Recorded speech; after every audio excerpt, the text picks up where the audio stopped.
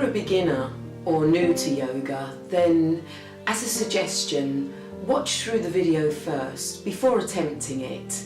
It will help you understand a little bit more what you're heading into, what's going to be required of you, and it might be helpful, useful.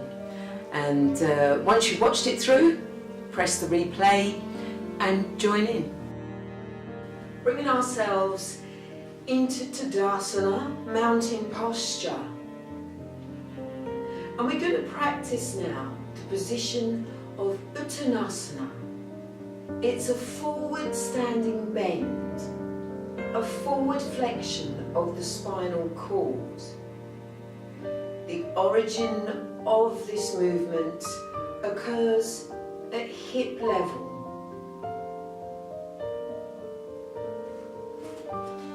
Let's place our hands onto our hips. If your hands are up here, they're in your waistline. You need to draw them down to hip level. Place your thumbs to press on the upper innominate bone here. So you'll be able to use gentle pressure to hinge yourself forward.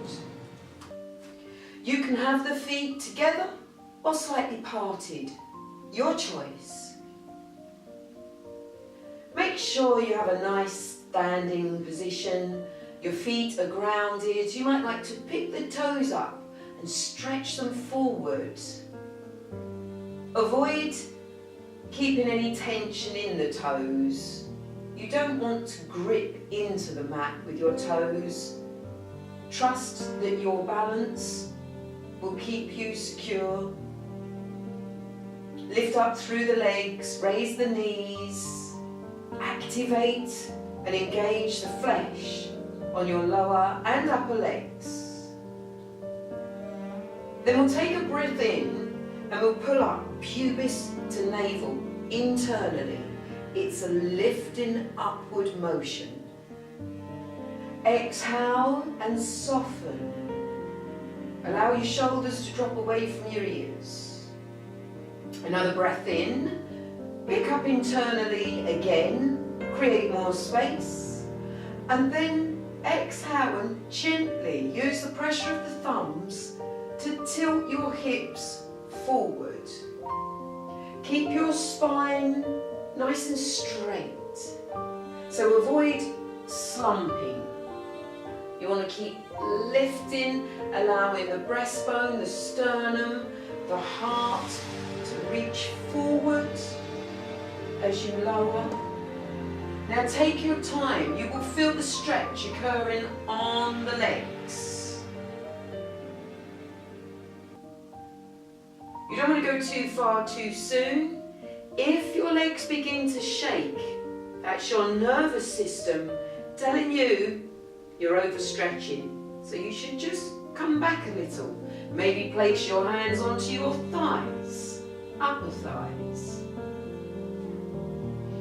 If you can go further, it's another breath in, lifting those hips up and away from your two femur bones so you can hinge them over further. Relax the back of the neck. Take the creases out of the back of the neck so that the upper spine into the neck becomes elongated.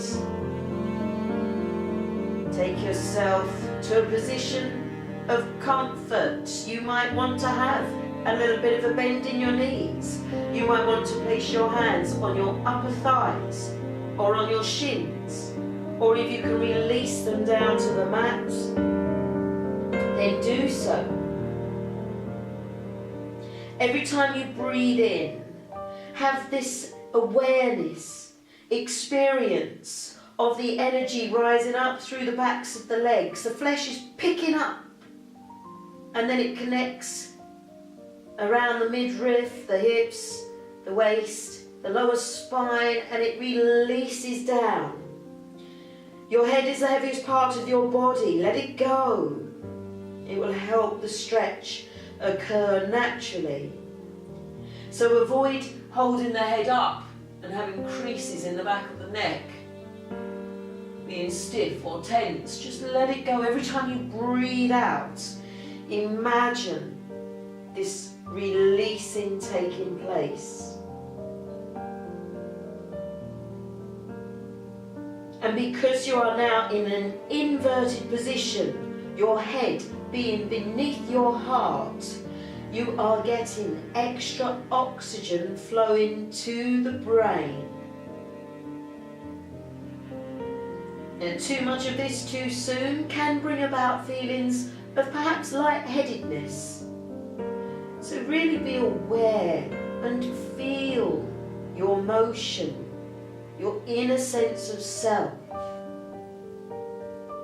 And as we begin to slowly rise up, we're going to walk the hands up the fronts of the legs. We're going to pull the tummy in, the belly button, pulling it back towards the base of the spine.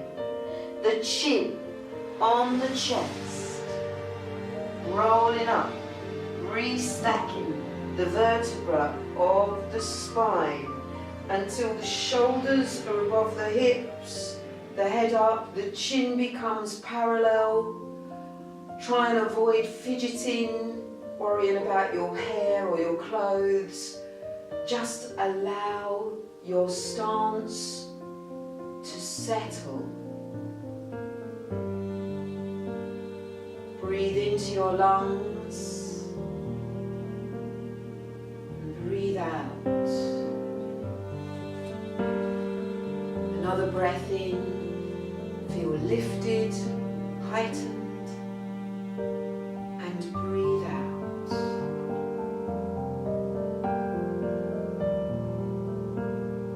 Uttanasana, forward bend,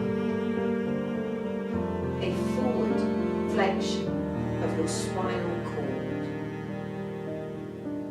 Origin